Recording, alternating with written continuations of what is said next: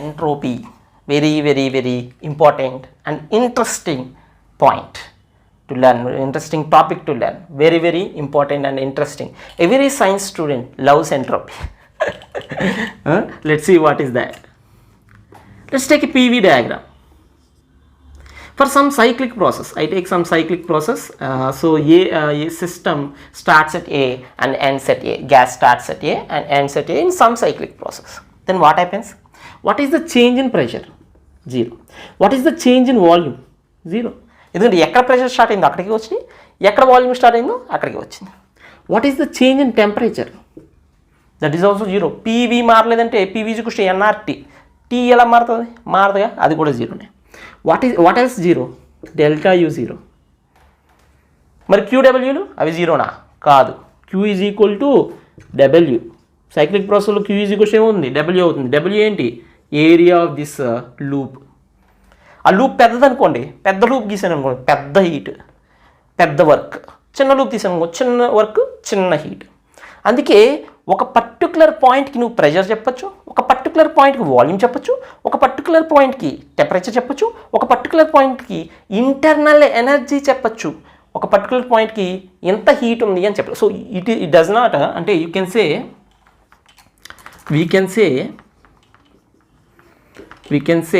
we can assign, కరెక్ట్గా చెప్పాలంటే we can assign P, V, T, U for a point. For a point అంటే for a system. For a point అంటే for a point that is for a system. For a system. But we can't say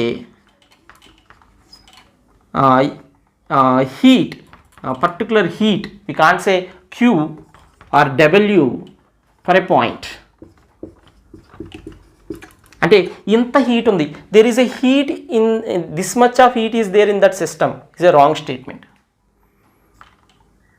There is this much of heat in a system is a wrong statement. Is a wrong statement. Very important. ఏంటిడు entropy అని చెప్పి మొదలెట్టి అన్ని peel వీలు టీలు యూలు గురించి మాట్లాడుతున్నాడు, అన్ని క్యూలు గురించి మాట్లాడుతున్నాడు అనుకున్నారా? వస్తనాగండి. సో పీవీటీయూలు స్టేట్ వేరియబుల్స్ అంటాం. ఏమంటాం వీటిని? పీవీటీయూని ఏమంటాం? స్టేట్ వేరియబుల్స్ అంటాం. ఎందుకంటే ఒక్కొక్క పొజిషన్కి ఒక్కొక్క పాయింట్కి నువ్వు అసైన్ చేయగలవు. ప్రతి పాయింట్ దగ్గర సిస్టమ్కి ఒక పర్టికులర్ పీ ఉంటుంది, పర్టికులర్ వి ఉంటుంది, పర్టికులర్ టీ ఉంటుంది, పర్టికులర్ యూ ఉంటుంది. State variables, thermodynamic state variables. But Q డబ్ల్యూలు ఉంటాయా? ఉండవు. Not state variables.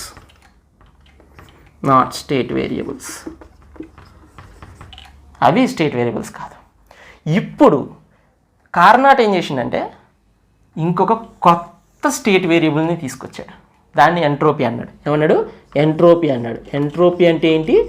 Yes, which is a state variable. అంటే ఒక సిస్టమ్కి, ఒక పర్టికులర్ సిస్టమ్కి ఒక ఎంట్రోపీ ఉంటుంది. ప్రతి పాయింట్ దగ్గర ఒక డిఫైన్డ్ ఎంట్రోపీ ఉంటుంది. అంటే ఏ దగ్గర ఒక డిఫైన్డ్ ఎంట్రోపీ, బి దగ్గర ఒక డిఫైన్డ్ ఎంట్రోపీ, సి దగ్గర ఒక defined entropy, like defined pressure, defined volume, defined temperature, defined internal energy, we have a defined entropy. So entropy is a state variable. మరి ఆ ఎంట్రోపీ అంటే ఏంటి అనేది చూద్దాం. ఇది నోట్ చేసుకోండి, అది చూద్దాం. Right. In Carnot engine what is the efficiency? eta is equals to 1 minus Q2 by Q1 is the efficiency of a heat engine, and in Carnot it is equals to 1 minus T2 by T1. In Carnot engine it is 1 minus T2 by T1. So దీని నుంచి మనం ఏం చెప్పచ్చు? Q2 by Q1 in Carnot is equals to T2 by T1. That implies Q1 by T1 is equals to Q2 by T2. That implies Q1 by T1 minus Q2 by T2 in a Carnot cycle, in a Carnot cyclic process, in a Carnot cyclic engine. The some of Q by T's is equal to 0. ఇక్కడ minus ఎందుకు వచ్చిందంటే Q2 is a rejected heat కదా, Q2 అనేది reject చేసేది కాబట్టి minus వస్తుంది. అర్థమైందా? అంటే ఇది యాక్చువల్గా Q1 absorbed heat at temperature T1 plus minus Q2 rejected heat at temperature T2 is equals to 0. So this sum of some quantity called Q by T is 0 in a cyclic process like state variables. State variables ఎలా అయితే cyclic processలో change అనేది 0 అయిందో అలాగే this quantity Q by T sum is becoming 0. So the sum of all delta Q by T's in a cyclic process is 0. ఈ delta Q by Tని ఒక variable అనుకుంటే ఒక స్టేట్కి that is called entropy. So entropy actually the change in entropy delta S is equals to heat given by T temperature at temperature T. We cannot have formula for entropy in thermodynamics. ఎంట్రోపీకి formula ఉంది, Boltzmann define చేసిండు చెప్పాడు, కానీ థర్మోడైనమిక్స్లో కాదు, అది తర్వాత నేర్చుకుంటారు మీరు. లైక్ స్టాటిస్టిక్స్లో మీరు స్టాటిస్టికల్ మెకానిక్స్లో నేర్చుకుంటారు అది. But in thermodynamics we don't have formula for entropy. We don't know what is entropy. We don't know, absolutely we don't know any idea. Carnot observed there is a variable which behaves like a state variable, and that variable delta S is given as delta Q by delta T. What is the delta Q? Delta Q is heat given to the system. Heat given అయినప్పుడు positive, heat taken అయితే negative, అంతే. ఓకేనా? So అందుకే ఇక్కడ isothermal ఎక్స్పాన్షన్లో heat given కాబట్టి positive ఉంది, isothermal కంప్రెషన్లో heat negative కాబట్టి మనకు నెగిటివ్ వచ్చింది, లైక్ కార్నాట్ ఇంజిన్లో మనం చేసిన process. So delta Q is heat given to the system at temperature T. Got it? So we have a new variable, new state variable called entropy, and the delta S change in entropy is nothing but delta Q heat given to the system at constant temperature capital T. So note cheskondi, దీని గురించి ఇంకొంచెం చూద్దాం. So we have now new variables, state variables P, V, T, U and yes, entropy కూడా వచ్చేసింది మనకి లిస్ట్లోకి. So what is entropy formula in thermodynamics? Heat given to the system at temperature capital T. We usually write this as ds is equals to dq, very small change at temperature T. ఎందుకంటే dq ఇచ్చే కొద్ది temperature మారుతూ ఉంటుంది, కానీ formula ఇక్కడ ఏంటి, ఎంత temperature ఇచ్చో ఒక పర్టికులర్ T దగ్గర అని అర్థమవుతుందా? అంటే నీకు చేంజ్ ఇన్ ఎంట్రోపీ కావాలి అనుకో, how do you do change in entropy? integral ds is equals to some initial entropy to final entropy is equals to integral dq by T చేస్తాం. Temperature like temperature T1 to T2 అనొచ్చు. అంటే how it depends, how dq depends అనే దాని ప్రకారం dq ఇచ్చే కొద్ది temperature మారుతుంది కాబట్టి T1 T2 అనొచ్చులేండి, T1 T2 అందాం ప్రస్తుతానికి. ఓకేనా? Right. So the change in entropy is equals to the integration of this quantity dq by dt. ఇది కనుక్కోవచ్చు, చేంజ్ ఇన్ ఎంట్రోపీ అనేది నువ్వు సిస్టమ్స్కి థర్మోడైనమిక్స్లో కనుక్కోవచ్చు. So for every system you can find this. For example ice melt అవుతుంది. Ice melt అవుతుంటే ice అనేది నీకు melt అయ్యి ఏమైంది, వాటర్గా మారింది. Ice at 0 degree Celsius converted into ice at ice కాదు, water at 0 degree Celsius. What is the change in entropy? Change in entropy ఏంటి? S initial. So we got a new variable, state variable P, V, T, U and S. So S కూడా ఫ్యామిలీలో join అయిపోయింది. S ఏంటి? Change in S is equals to heat given to the system at temperature capital T. ఒకవేళ temperature మారుతుంది అనుకోండి, ఇది isothermal అనుకో మారదు, కానీ మిగతా ప్రాసెస్లో మారుతుంది కదా. మరి మారుతున్నప్పుడు డెల్టా ఎస్ ఎలా రాస్తావు? If temperature is changing then dq by T integrate చేసుకుని రాసుకోవాలి. So these are the two formulas. If you have constant temperature for the system like isotherm, you can directly delta Q by T చేయొచ్చు. కాకపోతే నీకు temperature మారుతుంది అనుకోండి, integration చేసుకోవాలి. అంటే for example ice at 0 degree Celsius is converting into water at 0 degree Celsius. అప్పుడు temperature ఏమైనా మారుతుందా? మారట్లే. టెంపరేచర్ ఎంత? 273. ఓకే, సో అంతే టెంపరేచర్ ఉంది. ఐస్ మాత్రం ఐస్ నుంచి వాటర్కి మారింది. అప్పుడు నువ్వేం చేయాలి? హీట్ ఇవ్వాలిగా. అప్పుడు what is the change in entropy అంటే change in entropy delta S is equals to heat given. What is the heat you give? m into L. To change ice to the water, what do you give? Latent heat ఇస్తావు. m into latent heat by temperature T. So this is the change in entropy in that process. అర్థమవుతుందా? ఇలా any process you can find delta S change in ఎంట్రోపీని కనుక్కోవచ్చు అనమాట. For example నీకు some substance m అనే substance at T1 degree Celsius at capital T, okay, capital T Kelvin, T1 Kelvin is changing to m at capital T2 Kelvin. అక్కడి నుంచి అక్కడికి మారుతుంది అనుకో. అప్పుడు ఏం చేస్తావు? ఇట్స్ ఏ టెంపరేచర్ మారుతుంది, కాన్స్టెంట్గా లేదు. సో ఈ ఫామ్లో వాడకూడదు. ఏం వాడాలి? ఇది వాడాలి. అది వాడామనుకో delta S is equals to integral dq by T. మరి dq ఫర్ ఏ బాడీ ఏం చెప్తావు? ms delta T. So ms dt by T అంటే m into s into log T final that means T2 by T1. ఇంటిగ్రేట్ చేస్తే log T కదా, 1/t integration ఇంత log tea. So నీకేం వస్తుంది? ms log T2 by T1 వస్తుంది. అంటే ఇదేమో ఫేజ్ చేంజ్ అయినప్పుడు ఇలా రాశాను. అదే హీట్ ఒక m అనే దానికి T1 నుంచి T2కి వెళ్తుంది అనుకోండి, ఆ విధంగా కనుక్కోవచ్చు. లేదు ఐసోథర్మల్లో కనుక్కోవాలి. Isothermal process. ఐసోథర్మల్ ప్రాసెస్లో ఎంత హీట్ ఇచ్చావంటే ఏం చెప్తావు? డెల్టా. ఐసోథర్మల్ ప్రాసెస్లో టీ కాన్స్టెంట్ కాబట్టి డైరెక్ట్ ఇది వాడచ్చు. ఎంత హీట్ ఇచ్చామంటే ఐసోథర్మల్ ప్రాసెస్లో మనం కార్నాట్ ఇంజన్లో చేసాం. ఎంత? nRT log. So nRT log కాబట్టి టీటీ క్యాన్సిల్ చేసాం. ఏమొస్తుంది చూడండి. లేదా ఒకసారి రాద్దాం. nRT log V2 by V1 ఇది isothermal by T. So TT cancel అయిపోతే what is isothermal change in entropy అని అంటే ఏం చెప్తావు? nRT log V2 by V1. So like this you can find entropy for entropy change for any process ki entropy change మనం చెప్పొచ్చు. కానీ ఎంట్రోపీని చెప్పలేవు థర్మోడైనమిక్స్లో. Statistical ఫిజిక్స్లో నువ్వు చెప్పొచ్చు. స్టాటిస్టికల్ మెకానిక్స్లో you actually know what is the formula for the ఎస్కి formula మీకు తెలుసు. అదేంటంటే బోల్జ్మన్ రాసాడు ఆ ఫార్ములా. చాలా చాలా ఇంపార్టెంట్ ఫార్ములా అది. ఎస్ ఫార్ములా అదేంటంటే ఇక్కడ రాస్తాను. ఎస్ కానీ దాని గురించి నేను ఇక్కడ మాట్లాడిన థర్మోడైనమిక్స్లో, బట్ ఒకసారి రాస్తాను because I love this formula because it's very beautiful formula which explains what is entropy of the system. ఒక సిస్టమ్కి ఎంట్రోపీ ఎంత ఉంటుంది అని చెప్పి బోల్జ్మన్ చెప్పిన ఫార్ములా ఇది.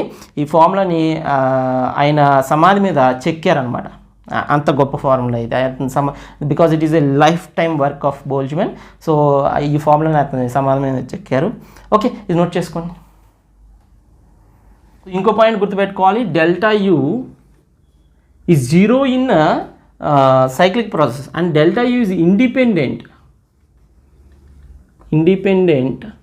of path మీద డిపెండ్ అవ్వదు కదా. అలాగే డెల్టా ఎస్ కూడా ఈజ్ ఇండిపెండెంట్ ఆఫ్ పాత్. దానికి ఎటువంటి ప్రాపర్టీస్ ఉన్నాయో దీనికి కూడా అలాగే ఉంటుంది. అది కూడా ఇండిపెండెంట్ ఆఫ్ పాతే. అర్థం ఏంటి? ఫర్ ఎగ్జాంపుల్ పీవీ డయాగ్రామ్ తీసుకున్నాం అనుకో. ఏ అనే పాయింట్ ఉంది, బి అనే పాయింట్ ఉంది. ఫర్ ఎగ్జాంపుల్ ఐసోథర్మ్ అనుకుందాం. రెండు ఐసోథర్మ్ అంటే రెండింటికి టెంపరేచర్ ఒకటే. ఓకేనా? ఇది ఒక ఐసోథర్మల్ ప్రాసెస్లో అలా వెళ్తుంది అనుకో. ఏ నుంచి బీకి ఐసోథర్మల్ ప్రాసెస్లో ఎంతైతే నీకు ఎంట్రోపీ చేంజ్ ఉందో ఈ ప్రాసెస్ తీసుకో, ఆ ప్రాసెస్ కూడా నీకు అంతే చేంజ్ ఉంటుంది. Because it is independent of path followed. అర్థమైందా? అది. సో ఇంచుమించు డెల్టా యూ ఏంటో డెల్టా ఎస్ కూడా నీకు ఆ ప్రాపర్టీస్ అట్నే ఉంటాయి. ఇక్కడ ఇంకోటి మనం చూడాల్సింది ఏంటంటే very very important, second law, Carnot second law of thermodynamics. Carnot's perspective of second law of thermodynamics. Second law of thermodynamics చాలా స్టేట్మెంట్స్ ఉన్నాయని చెప్పా. మనం ఒక రెండు స్టేట్మెంట్స్ కూడా మనం క్లాషెస్ స్టేట్మెంట్ ఒకటి, కెల్విన్ స్టేట్మెంట్ ఒకటి చదువుకున్నాం కూడా మనం. వాళ్ళందరూ ఏం చెప్తున్నారు? ఒక్కొక్క ప్రాసెస్ని ఎక్స్ప్లెయిన్ చేస్తున్నారు. అంటే హీట్ అనేది కోల్డ్ బాడీ నుంచి హాట్ బాడీకి వెళ్ళదని, ట్రాన్స్ఫర్ అవ్వదని, ఊరికి అలాగే న్యాచురల్గా ఏమవుతుంది?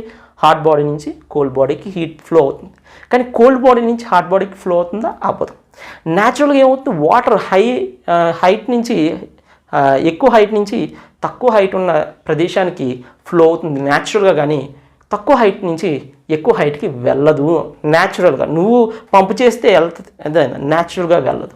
ఇలా కొన్ని ఎల్లౌడ్ ప్రాసెస్ ఉన్నాయి. అంటే ఫర్ ఎగ్జాంపుల్ నా చేతిలో ఎగ్ పెట్టుకుని ఇలా అంటే పగిలిపోతుంది. అది ఇలా తెరిస్తే మళ్ళీ ఎగ్ కలిసిపోతుందా? కలవదు కదా. కొన్ని ప్రాసెస్ అనేవి ఎల్లౌడ్, కొన్ని ప్రాసెస్ నాట్ ఎల్లౌడ్. ఇలా ఎన్ని ప్రాసెస్ అని చెప్తా పోతూ ఉంటాం. ఒక ఏలియన్ మన దగ్గరికి వచ్చాడు. ఏలియన్ మన దగ్గరికి వచ్చి ఏమయ్యా మీ ప్రపంచంలో ఒక వేరే యూనివర్స్ నుంచి ఒక ఏలియన్ వచ్చాడు. ఏలియన్ వచ్చి వేరే యూనివర్స్ నుంచి వచ్చి ఏంటయ్యా మీ ప్రపంచంలో మీ యూనివర్స్లో ఏది ఎల్లౌడు ఏది నాట్ ఎల్లౌడు?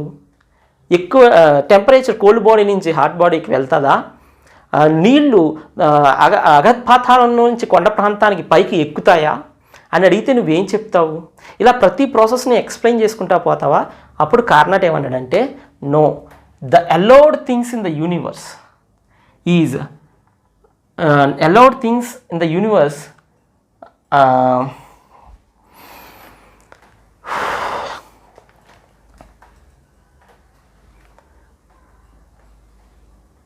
కార్నాట్ ఏం చెప్పాడంటే, ఏదైనా ఒక ప్రాసెస్ ఎప్పుడు ఎలా అవుతుందంటే దాని యొక్క ఎంట్రోపీ పెరిగే డైరెక్షన్లో ఎలా అవుతుంది అంటే, ఒక సిస్టమ్ ఒక కోల్డ్ బాడీ నుంచి హీట్ అనేది వెళ్ళి హాట్ బాడీకి వెళ్తే ఎంట్రోపీ తగ్గుతుంది. అదే హాట్ బాడీ నుంచి హీట్ అనేది కోల్డ్ బాడీకి వస్తే ఎంట్రోపీ పెరుగుతుంది ఆ ప్రాసెస్కి. ఎప్పుడు కూడా delta S of the universe always greater than 0 or equal to 0. అంటే ఏంటి? Change in entropy of the universe should always be 0 or greater than 0. అంటే always entropy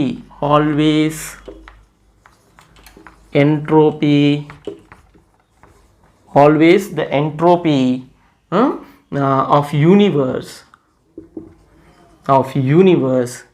increases. Always entropy of the universe increases. Very, very beautiful. So if delta S is a positive, then process is allowed.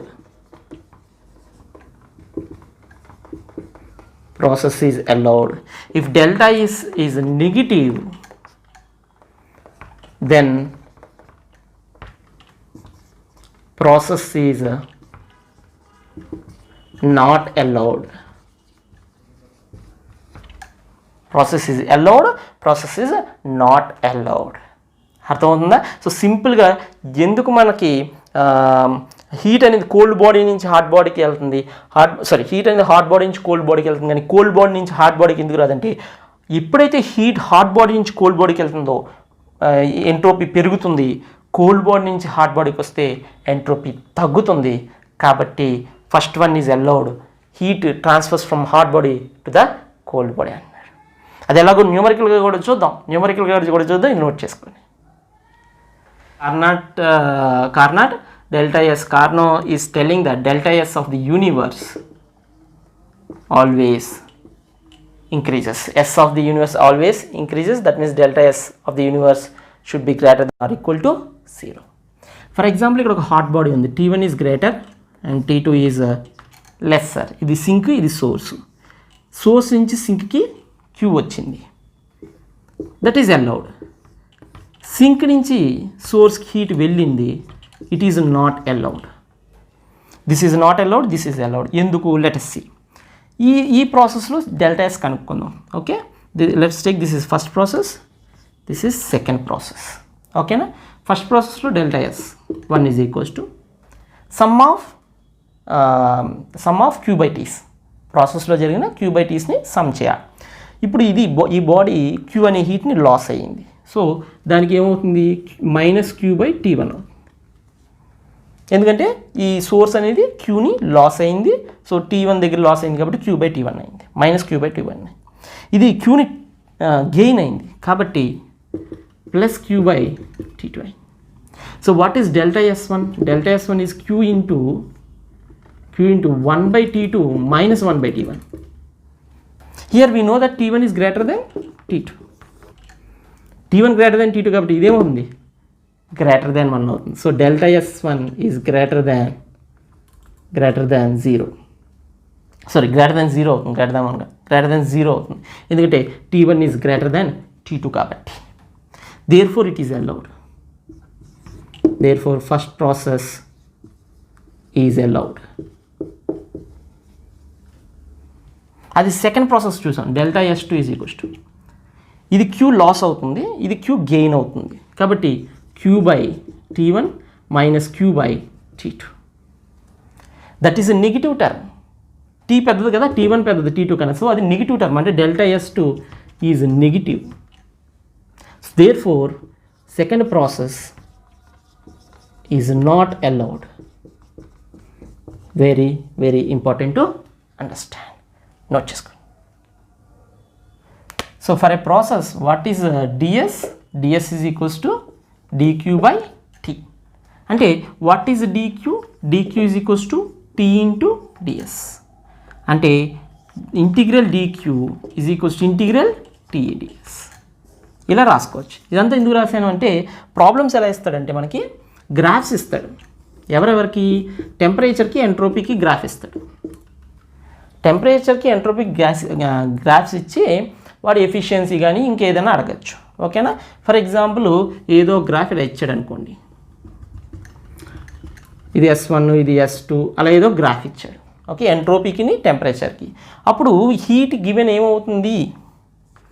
Heat given to the system, to the gas, dq, okay, is equals, heat given is equal to area under ts graph. ఎందుకు? tకి dsకి integration చేస్తే ఏమొస్తుంది మనకి? Area వస్తుంది. Area under ts graph with s axis. x యాక్సిస్తో ఆ graph చేస్తే, s యాక్సిస్తో అది graph చేసే area ఎంత అయితే ఉందో అది మనకి heat given to the system అవుతుంది. Once you know heat given, you can calculate what is the efficiency of the engine. ఇవన్నీ కనుక్కోవచ్చు. ఒక సైక్లిక్ ప్రాసెస్ ఏదో ఇచ్చాడు, ఆ సైక్లిక్ ప్రాసెస్లో క్యూలన్నీ కనుక్కుంటాం. క్యూలని ఫర్ ఎగ్జాంపుల్ ఎస్టీ గ్రాఫ్ ఇచ్చాడు, ఎస్టీ గ్రాఫ్ ఇచ్చి ఎఫిషియన్సీ ఎంత అని అడుగుతున్నాడు. ఈ సైక్లిక్ ప్రాసెస్ యొక్క ఎఫిషియన్సీ అంత అడుగుతున్నాడు.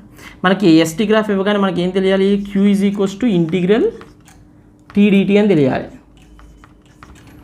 Heat given or taken is equals to integral T into dS అని తెలియాలి. అంటే క్యూ అంటే ఏంటి?